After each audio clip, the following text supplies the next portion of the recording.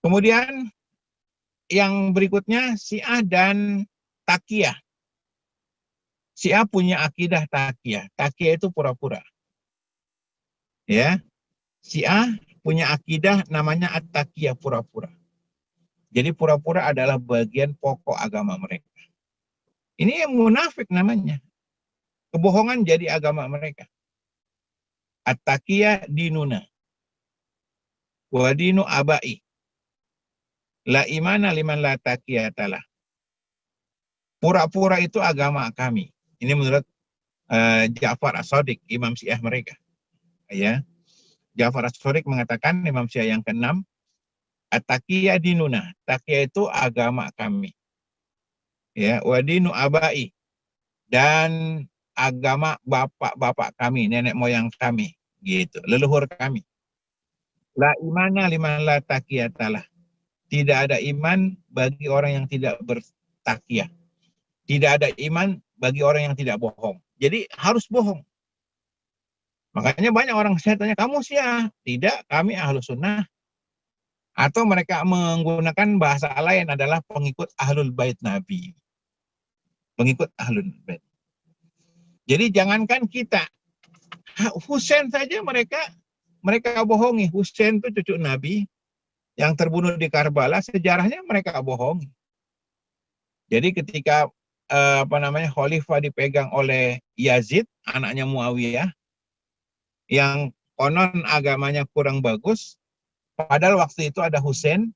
Kenapa orang nggak milih Husain, cucu Nabi yang mulia akhlaknya?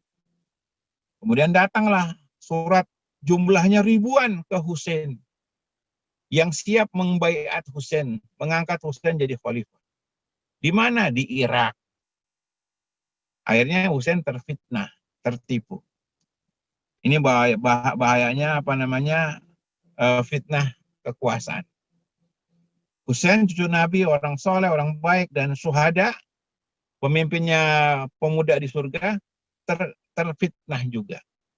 Dia datang ke Irak, menemui pengikutnya yang konon jumlahnya ribuan. Ternyata nggak ada. Ya, yang ada adalah pasukan daripada Yazid yang menangkapnya. Yang kemudian di tengah jalan, Husain terbunuh. Syahid. Bayangkan imamnya sendiri ditipu, dibohongin. Dan peristiwa terbunuhnya di tanah Karbala. Sehingga tanah Karbala itu menjadi tanah suci bagi mereka. Gitu. Nah ini sekali lagi gambaran tentang gitu.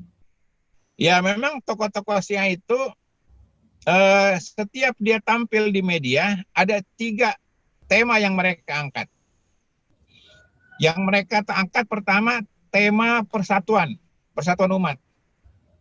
Mereka sering bilang udah kita nggak usah ribut, kita harus bersatu umat Islam, baik NU maupun Muhammadiyah, baik Aswaja dan Salafi, baik Ahlus Sunnah dan Ahlul Bait, nah gitu ya.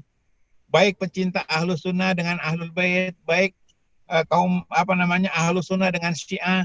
Mereka semua ceramah mereka di umum itu biasanya mengangkat persatuan umat. Yang kedua yang mereka angkat adalah tasawuf. Ya, karena tokoh-tokoh Syiah itu menjadi tokoh-tokoh tasawuf. Nanti kalau kita bahasan tentang tasawuf, saya akan jelaskan. Jadi Syiah itu banyak dalam ceramahnya bicara tentang tasawuf, masalah hati. Nah, diangkatlah perkataan Imam Syiah seperti Imam Ali bin Abi Thalib dan seterusnya. Nah, jadi tasawuf menurut mereka digiring menjadi Syiah. Karena terbukti memang tokoh-tokoh tasawuf itu akhirnya menjadi tokoh-tokoh Syiah. Ya, semua tokoh Syiah itu tokoh tasawuf. Jadi Syiah mengambil hati kaum muslimin dengan ajaran tasawuf.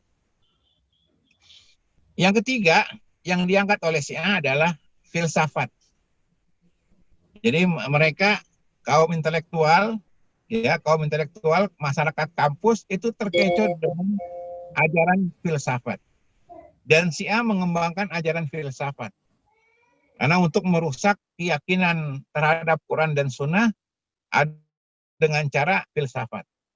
Makanya banyak tokoh-tokoh Syiah itu menulis buku tentang filsafat. Nah, ini dia. Jadi kelihatan kalau dia bicara filsafat, ketika dia bicara tasawuf, ketika dia bicara persatuan umat, itu kadang itu